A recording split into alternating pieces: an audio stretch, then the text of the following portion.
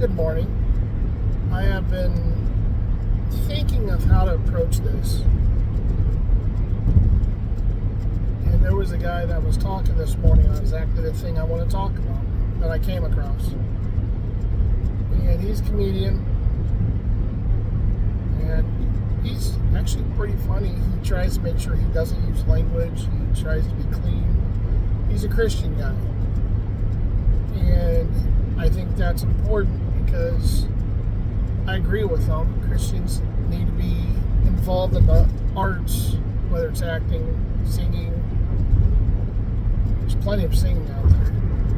But just comedy, most comedy comedians you listen to, they have to throw the F-bomb out there or cussing or all that stuff. And realistically, life is funny. I think God created humor. A blonde redhead and a brunette were arguing over who would land first when they jumped off a building. And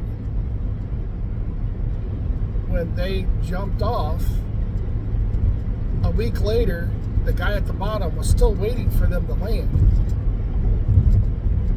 And he sat there and asked, he finally gave up and left. We're here to find out the blonde had to stop and ask for directions and still couldn't figure it out. The brunette stopped and reminisced with her friends and ended up hanging out with her friends and forgetting about the jump. And the redhead found an ex and kept arguing with him for a week long. So anyway, the moral of the story is basically, you make plans, but they don't always go through the way you want them to. And the guy talked about how he wanted to be an actor and how he wanted to do other things in the arts other than just be a comedian. And I've seen him. I don't really know his name, so I can't really give a name of who it is, but he's actually pretty funny to me, and I'm not a big stand-up comedy person. But the thing that I'm looking at is the fact that, he was in LA and he moved to Tennessee. He gave up everything to move. And it didn't make sense to him, but he's like, you know what? That's fine. I'm going to do it. There's no opportunities in Nashville, but I'm going to go anyway, and I'm just going to obey. God said, do it, I'm doing it. It was actually one of the times that he was giving a testimony and actually being serious, too. The guy is pretty funny. But he said that he had several books written. As of today, whenever it was filmed, he had several books. He was in a movie with Brian Dennehy, who I think seems like a really good dude. Plays a really good bad guy too. But he's with Brian Dennehy, and then he mentioned another guy I'd never heard of. And he's doing a film with them. And again, I don't know how long ago. I wish I knew the actor's name, or the comedian's name. But he wrote several books. He performs all over the place, mostly in his area. He's involved in a church. Going to Nashville and not expecting things to happen, and look at all the opportunities he has. He said he wasn't getting opportunities in LA, but when he moved to Nashville, he was getting the opportunities, not a lot, but he was getting the opportunities that he wanted. And he was giving them to him in a place where he theoretically should not have them. It's a music capital. A lot of people go there for music, not for acting. But no, it was very successful. And God said, ask and it shall be given unto you, seek and you shall find. Seek ye first the kingdom of God and his righteousness. Ask and it shall be given, seek and you shall find. It goes on to say that in the name of Jesus, But I got convinced to go to school for religion and preaching and music ministry was what I really wanted. 3 years of college, dropped out, no money. I didn't really have a work ethic. I really wanted to do what I wanted to do and didn't really care. to a degree, I still do that, but I have a job that fits what I want to do, so it works out very well. But, you know, a lot of it in life did not make sense to me. And, you know, especially being a teenager, I mean, my dad was a workhorse. Now I'm saying here, I would love to be a workhorse, but I have no idea how to do it, how to make it work. I had no idea. I mean, I didn't want to be a workhorse to the point where I'm working 24/7, but I want to be a workhorse where I could live happy and content and not be struggling. And I had a hard time trying to find my church. To a degree, I still feel like I haven't found it, but at least I'm trying to commit somewhere. And some of that trying to fit is me maybe butting heads with God. It could be a number of things. I don't know. I don't know what he wants me to do, but I've never known. But God is my leader, and I just want to follow what he wants. That's what I need to do. And that's what I'm trying to do. And I want to live content. And when I would put my daughter to sleep, I would sing to her, and she would love it. I've sung for other people. They liked it. I've sung at coffee shops. I've sung in churches. Not my ideal dream. I want to be a music minister. I want to have my own recording label. I wanted to, you know, do stuff like that. And I wanted to make it be an influence for people. Keep in mind, I'm not where I want to be. I don't have a big following like some people. I don't have an exciting life. But I want to be content. I make the kind of money I need to be able to afford what I want and be content. I have a YouTube channel, 2 YouTube channels actually, one on one of my hobbies and this one. This one I've kind of jumped all over, but I've pretty much found my niche, which is preaching. I'm not a preacher. I didn't go to school to be a minister. I went to school to sing. And I'm not a music writer, which is one of the reasons why I don't think I would be successful as a music singer. I also can't memorize very well. But I found some ways to make music, and I'm enjoying it. It's a blessing.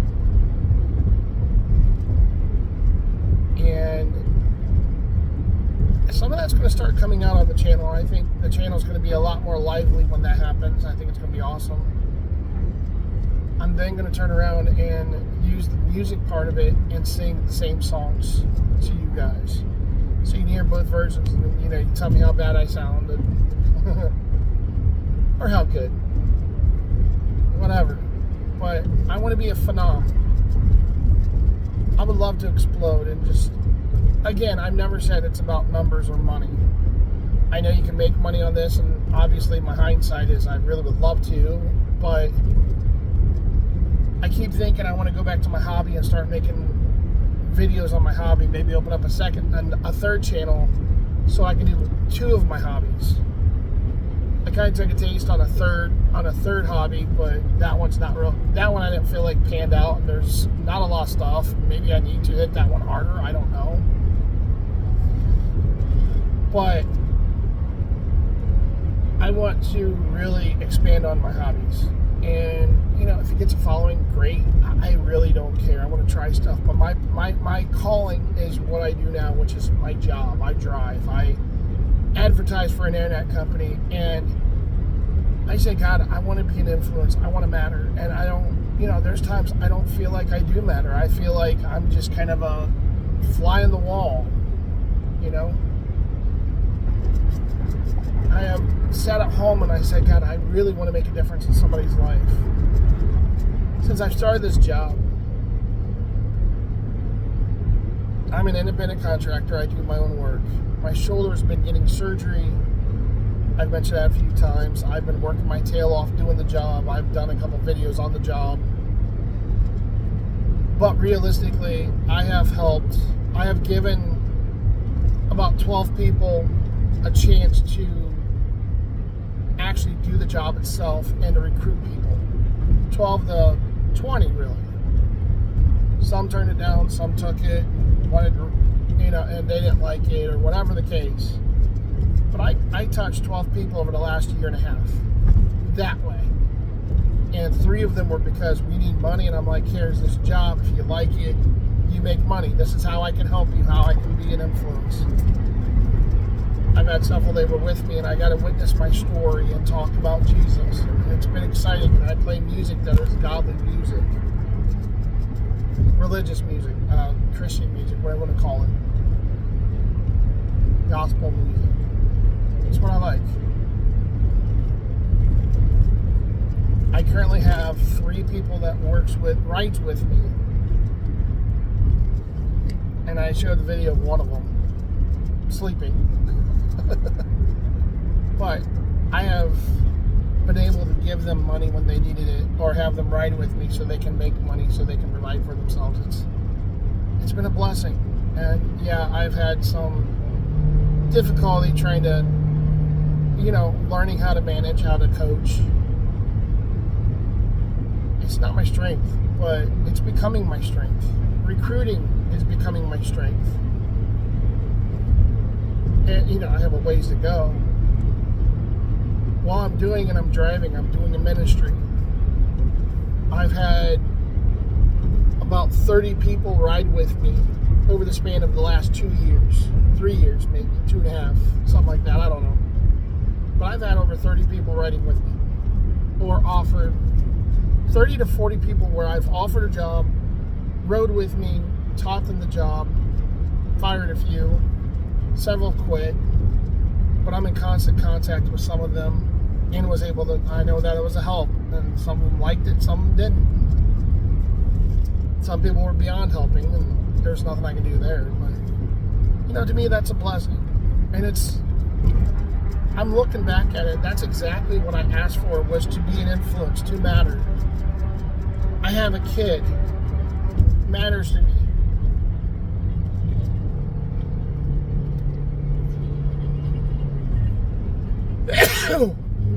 So, I think the hardest thing as a Christian to do is to try to be in God's Word every day. Just the hustle and bustle of the day is the hardest part.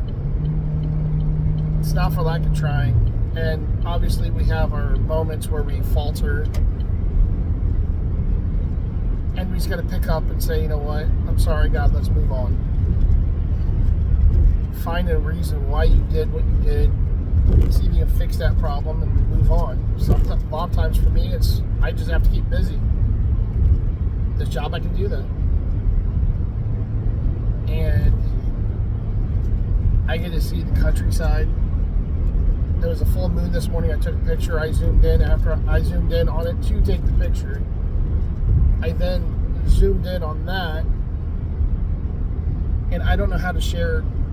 I'm not smart when it comes to doing videos where I can put pictures on there, or else I would show that moon picture. I was able to zoom in, and oh my gosh, my phone's good enough. I could actually zoom in and see the creases and crevices on it, and see some of the shapes. That was pretty phenomenal.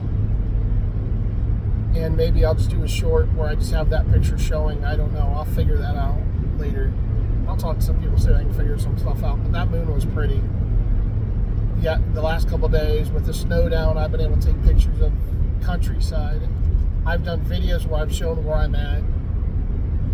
I'm in Indiana, and one of the places has a hard-covered bridge, which I have shared on here. Recently, I was able to go back by it, and when I did the same thing. I got out and got to look at it, had somebody with me, so they got to enjoy it with me for a few minutes. It was a nice break. It was a nice way to, I really like this bridge. It's old-fashioned looking, and it's not long, but it's a longer-ish bridge. I mean, it crosses a river. But I mean, it was just pretty, and I got to see it. I have not gotten to see it in the wintertime, but I can't say that I matter, but I've made a difference, and it's a blessing to me. And sometimes things don't seem, and the guy said, sometimes it feels like a door closes and it makes no sense, but just obey and submit. And other doors are closed. The Bible even says, I might close a door for you, but what you don't see is all the doors that are open for you and what's inside that I have for you. So if we just listen, if we just follow, if we just go in with it, sometimes that door that's open for you that you don't want to go through is the one that's going to give you the most blessing.